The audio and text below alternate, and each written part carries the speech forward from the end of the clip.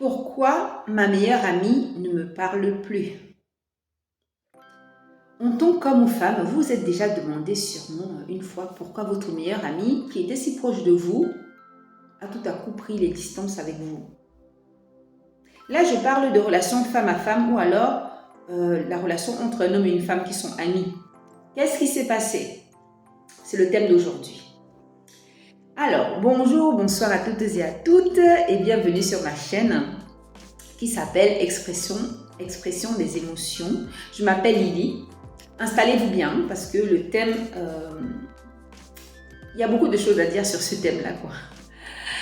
Je regarde mes notes. Alors, je vais vous donner aujourd'hui 4 causes principales, d'accord, 4 causes principales de rupture entre deux bonnes amies ou deux bons amis, d'accord. Et voilà, ça sera basé sur mon expérience ou basé sur ce que j'ai observé autour de moi. La première chose, la consommation de substances psychoactives. Alors, qu'est-ce que c'est? Je veux bien vous expliquer ce que c'est parce que j'ai un public large. C'est important de bien expliquer pour que tout le monde puisse suivre correctement le déroulement de la chose, comment on en arrive à couper les ponts du jour au lendemain avec sa meilleure amie ou son meilleur ami. Alors, un produit psychoactif, en fait, c'est un produit qui lorsqu'elle est consommée, va agir sur notre système nerveux central, c'est-à-dire notre cerveau, et puis bon, le prolongement du cerveau, c'est-à-dire au niveau de la colonne vertébrale, au niveau de la moelle épinière qui est dans les vertèbres, d'accord.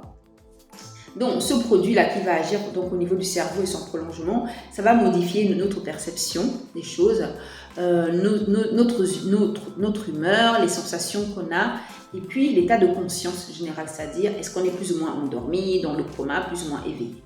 Voilà. Et vous avez différentes sortes de produits psychoactifs. On a d'origine naturelle, comme le café, le cannabis. Ou on a aussi des psychoactifs synthétiques, c'est-à-dire artificiels, comme certaines drogues de synthèse ou alors certains médicaments qui sont utilisés pour soigner des troubles psychoactifs. Vous avez parmi ces produits, ces substances psychoactives, vous avez des légales et non légales. Légales comme en France l'alcool, non légal en France avec le cannabis et dans d'autres pays, le cannabis pourra être considéré comme légal. Voilà, aux Pays-Bas par exemple. Je précise tout ça. Alors, pourquoi? Parce que quand vous allez prendre ces produits, comme je disais, ça modifie donc vos humeurs, ça modifie différentes choses chez vous. Donc, vous allez les prendre à la base pour rechercher certains effets. Ces effets, ça pourrait être le fait d'halluciner, de se sentir plus éveillé, d'halluciner, c'est-à-dire de voir, d'avoir des allures, d'halluciner, voilà. Vous pouvez aussi les prendre parce que vous voulez vous sentir plus éveillé, avoir l'impression d'être plus éveillé. Et vous pouvez aussi prendre ces produits pour que ça serve d'antidépresseur. Là où ça devient un problème pour votre meilleur ami, c'est qu'en fait ces produits, à la base vous les prenez pour rechercher un effet particulier, mais ça peut virer plus ou moins rapidement, selon les substances, selon les gens, ça peut virer rapidement à l'addiction. Et c'est là que ça peut modifier les choses. J'entendais justement un jeune homme une fois témoigner au sujet de ces substances et qui disait que tout ce qu'il avait en tête, lui, c'était consommer. Il n'avait qu'en tête sa dose. Il était addict à une drogue dure, je ne vais pas donner laquelle, ça n'a pas d'importance, mais toujours est-il qu'il avait que ça en tête. Il ne voyait plus où était le bien ou le mal, c'est-à-dire il pouvait mentir à ses proches, voler, voilà. Donc avoir des relations conflictuelles avec ses proches qui ne le reconnaissaient plus. Et lui, non, il avait qu'en tête ces substances, sa dose à voir. Et quand je pense à ça, ça me rappelle justement en fait une personne qui m'était très proche et qui est devenue addict à l'alcool, et c'était terrible parce que la personne c'était comme une autre personne. Elle était toujours ailleurs, pensait qu'à l'alcool. Au début je ne savais pas ce que c'était, quel était le problème. Après je l'ai découvert. Mais j'ai vu un changement de comportement, on ne se comprenait plus, elle était toujours ailleurs, me volait. C'est-à-dire que je lui prêtais de l'argent qu'elle ne rendait jamais. Voilà, il y avait toujours 10 000 excuses. Et voilà comment petit à petit, on a commencé donc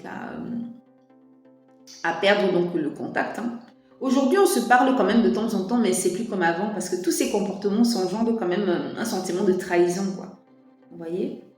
Et quand la personne est aussi dans des états un peu, qu'elle a consommé aussi, il faut savoir que pour une personne qui est sobre en face, on va aussi voir que on a l'impression de parler à un fantôme, à parler dans le vide. On a l'impression de parler dans le vide. Peut-être que vous souffrez actuellement d'addiction, vous n'en avez pas conscience. Vous vous demandez pourquoi tout à coup tout le monde a coupé les ponts avec vous. Ce que je peux conseiller, c'est de consulter. Voilà, si vous avez envie d'aller mieux, d'avoir un meilleur contact avec les gens, notamment les gens qui sont souvent sobres, c'est de consulter des addictologues qui pourront vous aider à sortir de là. Voilà déjà la première chose. Alors, deuxième chose, et pas des moindres, et d'ailleurs je vais vous demander, je vous conseille de rester jusqu'à la fin de la vidéo parce que tous les points vont être très très importants, d'accord? On a donc, comme deuxième point, ce sont donc les relations intimes entre hommes ou femmes. Notre vision des choses, les relations intimes entre hommes et femmes. Certaines copines vont se retrouver en conflit parce qu'une va dire, bon ben moi, il me faut autant de partenaires que possible. Comme ça, j'ai l'impression de profiter de ma jeunesse. Une autre va dire, non, moi, c'est pas ma vision des choses. Le moins j'ai de partenaires, mieux c'est parce que là, je me sens plus stable. Moi, il me faut des relations que dans des relations très sérieuses ou quand je suis mariée, quoi, etc. Ça peut créer un conflit, notamment si les deux commencent à se juger, quoi, à se traiter de tous les noms. Oui, tu es sainte nitouche, toi, tu es comme ça. Enfin bref. Vous connaissez tous les noms qui peuvent sortir, je ne vais pas vous aider à donner des insultes, vous connaissez déjà tout ça. Mais ça peut vraiment créer des tensions. Et on peut en arriver comme ça, avoir deux copines très proches qui, à la fin de l'adolescence ou à l'âge adulte, se séparent parce qu'il y a eu des tensions à ce niveau-là par rapport à la vision des relations intimes entre hommes et femmes. Aussi, ce qu'il faut savoir aussi, si c'est un homme et une femme aussi, ce qui peut arriver aussi, c'est que moi j'ai une amie comme ça qui m'expliquait, elle et son meilleur ami avaient dû prendre des distances parce que son meilleur ami, lui, il estimait que oui, en tant qu'ami, on peut avoir des relations intimes. Il ne comprenait pas que elle, non, ils sont juste amis, c'est tout, quoi. Il devenait insistant et tout, et ça l'a dégoûté en fait, et elle a coupé les ponts, quoi. Voilà. Ça, c'est déjà ce qui peut se passer, toujours dans la deuxième hypothèse. Pourquoi? Parce que de chaque côté, on peut avoir l'impression que l'autre essaie de prendre le contrôle de ce qui nous est très intime. Ça devient problématique, ça. Et qu'on ne se rend pas compte que le comportement qu'on essaie de prendre le contrôle de l'intimité de l'autre, c'est considéré comme un comportement très grave, comme un comportement très intrusif. Et là, du jour au lendemain, la personne ne lui parle plus et on se demande pourquoi. Et autre chose aussi. Parfois, donc, vous pouvez avoir deux amis, filles ou un homme et une femme amis. Une personne se retrouve en couple et l'autre estime par exemple que dans son couple, c'est normal par exemple d'aller voir ailleurs et l'autre estime que non. Et ça peut les séparer parce que du coup, ils se retrouvent dans des visions de choses encore très différentes, ont des valeurs différentes. Et ce qui arrive souvent aux jeunes filles qui sont considérées comme avoir une jolie apparence physique, vous allez souvent voir quelque chose. Du moins, ces filles-là vont savoir de quoi je parle. Il arrive des fois que leurs amis, eux, voilà, ont, avec la complicité parfois d'autres amis, d'accord, décident de vendre le corps de cette jeune belle femme auprès d'un homme ou des hommes. En disant par exemple, ok, nous allons la convaincre de sortir avec toi, en échange tu nous donnes ceci, cela, et ok. Et puis ils vont voir la demoiselle, essayer de mettre la pression pour qu'elle sorte avec un homme qui ne l'intéresse pas. Vous voyez, et ça bien sûr, ça peut créer une rupture. Ce qu'on peut donner comme conseil, ce que je peux donner comme conseil là, c'est d'apprendre un peu à respecter un peu la vision de l'intimité de l'autre et ne pas penser que voilà, votre vision des choses, c'est la vision que tout le monde doit avoir, c'est la vision universelle. D'accord? Donc, vous vivez votre vie intime comme vous avez envie de vivre et essayez d'essayer de prendre le contrôle de la vie des autres. Ça vous épargnera beaucoup de problèmes, beaucoup de tensions. Alors, avant de continuer, si vous êtes toujours en train de m'écouter, ça veut dire que le sujet vous intéresse. D'accord? Ça veut dire que ma chaîne vous intéresse. Donc, pensez à vous abonner. D'accord? C'est très important pour que vous soyez très informés de toutes les vidéos que je publierai. C'est important pour rendre la chaîne plus visible.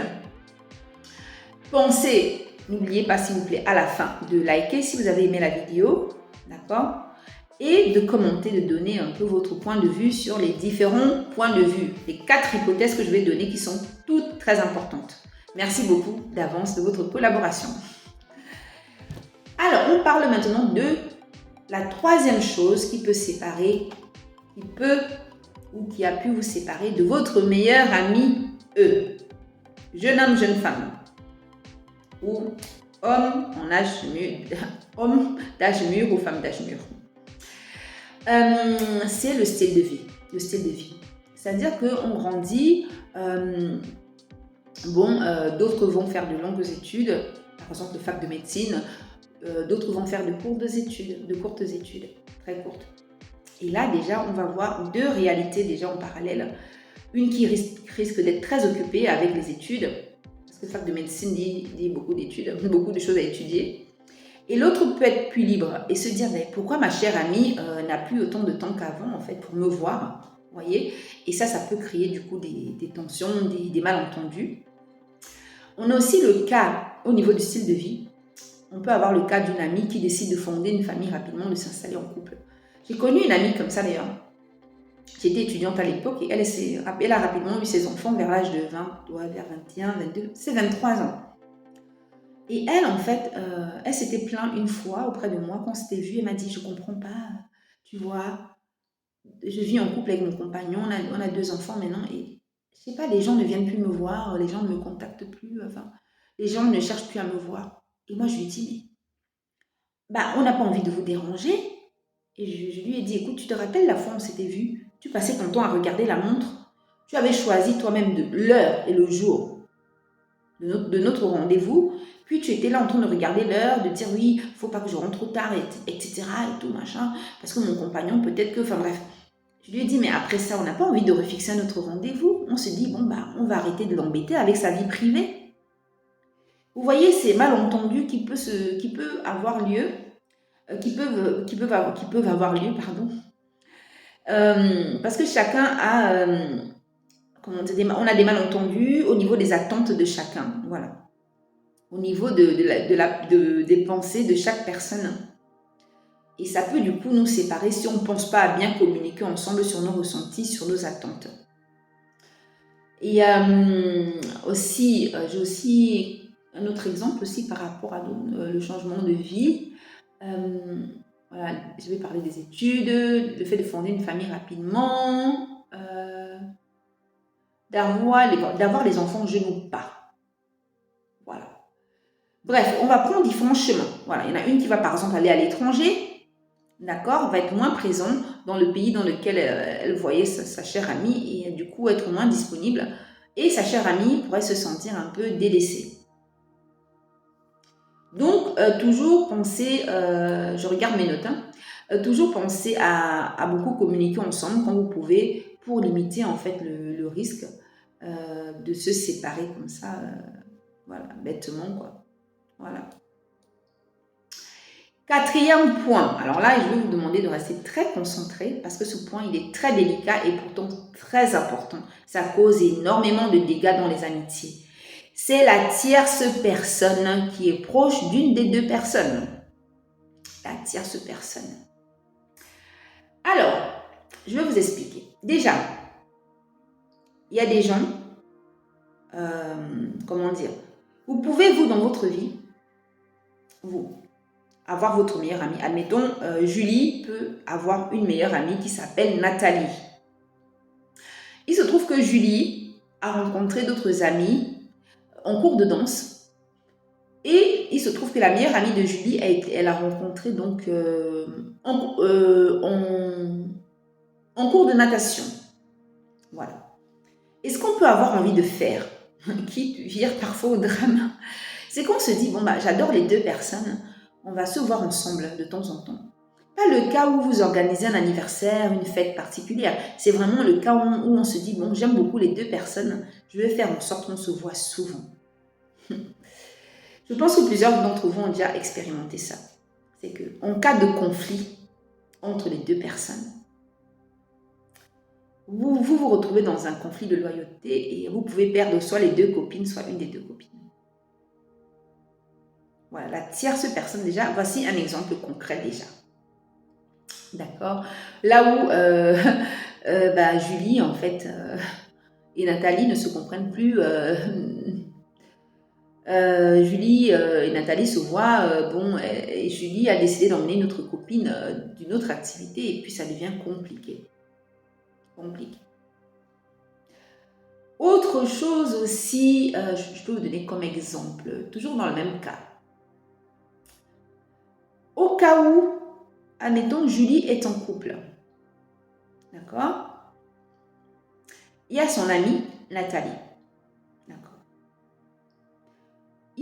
Voilà. Ou Julien, un homme maintenant. Julien est en couple avec une femme et il a aussi comme meilleure amie une certaine Nathalie. Et il se trouve qu'il y a des gens. Quand ils ou elles sont en couple, il n'y a plus rien d'autre qui compte. C'est mon petit copain, ma petite copine. Et ce qui peut se passer, c'est que le jour que la personne en couple se réveille et veut parler à ses amis, de nouveau à sa meilleure amie, parfois sa meilleure amie a pris ses distances. Elle se dit, mais en fait, moi je ne suis pas là pour acquise et attendre quoi. Hein, qu'on s'intéresse à moi quand ça arrange quoi. C'est-à-dire que y a des gens comme ça. Quand ils sont en couple, il n'y a plus rien qui compte. La chance que j'ai eue, moi, j'ai une amie à un moment donné, quand j'étais dans un boulot comme ça, je m'étais faite une amie très sympathique. Hein. J'avais rencontré une amie très sympathique qui faisait que elle, ce qu'elle faisait, elle avait des jours pour nous voir, nous, ses amis. Et une fois par semaine, elle avait un rendez-vous particulier avec son petit copain, avec qui elle vivait, mais ils avaient leur sortie entre eux. Et de temps en temps, on se réunissait tous. Des occasions particulières comme des anniversaires. Elle savait gérer tout. Elle savait gérer vraiment les choses. Pour elle, sa vie sentimentale et amicale était très importante, les deux. Mais il y a des gens, non. Ils sont d'un coup absorbés par une des relations. Et quand vous délaissez votre amie comme ça, ça peut du coup, vous pouvez la perdre comme ça. Hein, d'accord? Autre chose aussi de délicat. On peut se retrouver comme dans un trio amoureux. Je vous explique. On va prendre un autre prénom. Michel. Michel. On va dire Michela. Michela est très amie avec Amandine. Il se trouve que Michela est en couple avec un certain Michel. Et elle se dit, bon, voilà, Michel c'est mon compagnon. Et je veux commencer à faire en sorte que ma chère amie soit souvent avec nous. D'accord? Donc, je souris parce que j'ai oublié le prénom que j'ai pris pour l'autre amie. Bref. Bref, donc, Michel a commencé à faire des efforts pour que la chère amie soit avec eux. Maintenant, pareil, il peut arriver des tensions maintenant entre le petit copain de Michela et sa meilleure amie à elle. D'accord? Ou ce qui peut se passer aussi, c'est que Michela peut reprocher à sa chère amie d'essayer de séduire son compagnon. Et sa meilleure amie peut dire que non, c'est ton compagnon qui essaie de me séduire. Par exemple. Et là, on ne parle pas encore des cas où il y a passage à l'acte, hein, où la personne il y a vraiment une trahison, où il y a une relation qui démarre dans son dos. Mais on parle vraiment de, oui, tu essaies de piquer mon copain, ma copine, enfin bref. Tu essaies de piquer mon copain entre deux femmes, par exemple. Voilà. Et pareil, ça peut les séparer. Mais ce qu'il faut comprendre, en fait, dans ce genre de relation, j'avais entendu une psy dire quelque chose de très intéressant dans ce genre de relation. Elle avait expliqué que ces histoires de trio, on va prendre le cas de deux meilleures amies. Cette histoire de trio où une des meilleures amies commence à sortir avec le copain de l'autre. Et parfois, on se dit non, elles s'aiment bien, elles ont les mêmes goûts. En fait, non. elle expliquait quelque chose de très intéressant, c'est que l'autre homme devient intéressant, c'est parce que c'est le partenaire de sa meilleure amie, de Michela. D'accord? C'est le partenaire de Michela. Michela me fascine tellement que je veux être plus proche d'elle. L'homme à côté peut être blanc, noir, grand, petit, yeux bleus, bruns, peu importe à quoi il ressemble. Parce que c'est le copain de Michela, il devient très intéressant à mes yeux. Vous voyez un peu ce qui se passe. Et du coup, les psys disent que l'histoire d'amour, c'est entre les deux femmes, en fait. C'est pas entre l'homme et une des deux femmes, quoi. Ça, c'est vraiment ce trio comme ça, voilà, ce trio qui peut du coup faire en sorte que deux femmes très copines se séparent. D'accord? C'est pour ça que... pardon. Oui, c'est pour ça que il y a des gens, d'accord, des gens qui font, dans certaines cultures, où certaines personnes font en sorte que ils ne mélangent pas leurs amis. Oui. C'est-à-dire que les copines de la natation et les copines du chant, on ne les mélange pas. Je ne les vois pas ensemble. Les amis, mes amis à moi, d'accord, et les amis de mon copain ne se mélangent pas. Il y a des gens qui font comme ça, c'est-à-dire que nous sommes en couple ensemble, mes amis, ce sont mes amis, ce ne sont pas les amis du couple. Il y a des cultures, c'est comme ça, ce sont mes amis à moi. Et ça empêche aussi beaucoup de problèmes. Ça peut paraître sévère comme ça, mais ça empêche énormément de soucis. Et aussi, dans ces histoires, toujours dans l'histoire de la tierce personne, ce quatrième point aussi, il faut savoir une chose, c'est que parfois, on est amis avec quelqu'un, d'accord? On a deux meilleures amies ensemble. On va dire Hélène et Sarah, d'accord? Sont amies. Il se trouve que Sarah, elle a une autre amie où elle est en couple avec quelqu'un simplement. Et qu'est-ce qu'elle fait? Tout ce que Hélène lui dit, Sarah va dire à l'autre amie. Et quand Hélène se rend compte que Sarah, elle raconte tout ce qu'elle lui raconte, tous les secrets. Sarah se rend compte que tous les secrets qui lui sont confiés sont finalement racontés à quelqu'un d'autre. Ça peut séparer les amitiés. Vous avez parfois des cas comme ça où on a une amie ou un ami, voilà, ou un ami, on passe notre temps à lui raconter des choses et on se rend compte du jour au lendemain que son copain ou sa copine est au courant de tout ce qu'on lui raconte. Et c'est quand même un sentiment de trahison important. Et ça crée des distances. La personne ne va pas forcément vous dire que voilà, je t'en veux parce que tu m'as fait ça. Elle va juste prendre ses distances. Du jour au lendemain, elle va commencer à vous raconter que des banalités. Voilà un peu les 4 hypothèses qui peuvent vous aider à trouver pourquoi votre cher ami ne vous parle plus. Donc, je vous cite les 4. On a, comme je disais, la consommation de substances psychoactives, d'accord? La vision des relations intimes homme-femme, d'accord? Ou bien femme-femme, homme-homme pour des gens qui sont homosexuels, par exemple aussi. On a, 3e point, la disponibilité de chacun en fonction de son mode de vie. Et 4e point, une tierce personne qui est proche d'une des 2 personnes. Ce que je peux vous dire, on va faire un constat qui est très important. C'est que, pourquoi je vous parle de tout ça? C'est que j'aimerais que vous preniez conscience d'une chose, c'est que les ruptures, il y a des ruptures qu'on ne pourra pas empêcher. D'accord? Il y a des gens qu'on croise sur notre chemin. Si on les croise, ça ne veut pas dire qu'on a toute notre vie à faire ensemble. Il y a des gens qu'on croise juste pour un moment dans notre vie. Voilà. Et ça, il faut savoir l'accepter. Des fois, c'est pas facile. Et on peut se retrouver plus tard, parfois. Mais s'il y a eu trahison, renouer, ça va être compliqué. Et quand on renoue avec la personne quelques temps plus tard, il faut prendre conscience que ce n'est plus la même personne. On refait confiance. Enfin, on refait connaissance et puis de nouveau on fait confiance, si possible. Et aussi, dans le cas où il y a eu des trahisons, des insultes là, c'est plus compliqué donc de renouer plus tard. Comme je vous donnais l'exemple d'une amie qui me volait, c'est une distance de mon côté, quoi.